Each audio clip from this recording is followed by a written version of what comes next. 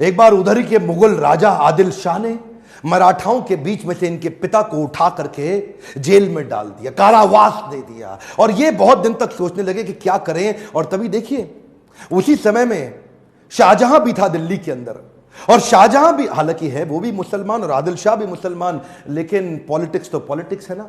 तो मुगल राजाओं को उन्होंने आपस में कैसे भिड़वाया, उधर उनको सपोर्ट और अलायंस की बात करी। इतने मास्टर अलायंस के मामले में, कब कहां किससे अलायंस बिल्ड करना। शाहजहां को बोले कि आप इस पर इंफ्लुएंस डालो, ये मेरे पिता को छोड़े, और शाहजहां उनकी बात मान गए।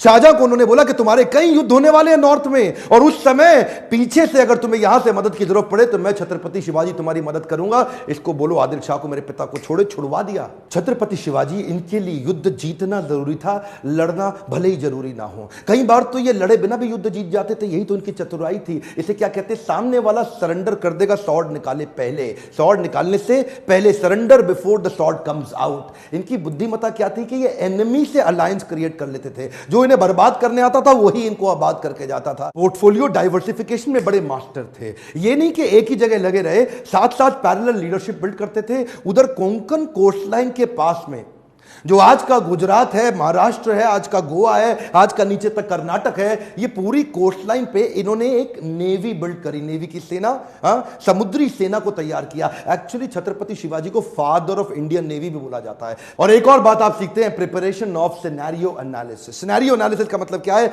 आने वाले समय में सिनेरियो ए होगा तो मैं ऐसे लड़ूंगा, बी होगा तो ऐसे लड़ूंगा, सी होगा तो ऐसे लड़ूंगा।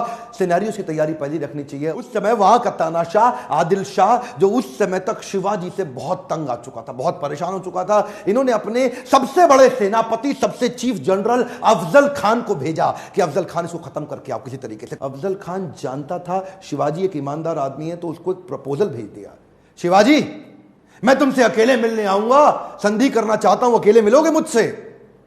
शिवाजी बोले ठीक है, अकेले मिल लेते, मुझे कोई समस्या नहीं।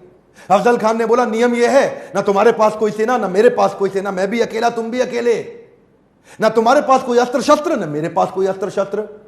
अफजल खान जानता था छत्रपति शिवाजी एक बड़े ईमानदार व्यक्ति हैं, हां बोल देंगे तो ऐसे ही बिना शस्त्र के खड़े भी हो जाएंगे। उनसे 2.5 गुना लंबा चौड़ा अफजल खान आकर के गले मिलने लगा शिवाजी से। अब छोटे से शिवाजी, और पीछे से खंजर निकाल करके पीठ में घुसा दिया।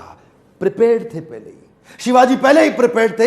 एक ऐसी लोहे की उन्होंने बुलेट जैकेट पहनी होती, पावरफुल, उन्होंने ऐसी जैकेट स्टील के अंदर बना रखी थी जिससे कितने भी खंजर डालो अंदर घुसे नहीं, लेकिन दिखाई नहीं पड़ता था। वो जानते थे कि ऐसा हो सकता है, ईमानदारी पूरी रखते लेकिन प्रिपरेशन भी रखते। इसको बोलते हैं सिनेरियो अगर सी निकल आया तो उसकी प्रिपरेशन भी रहे।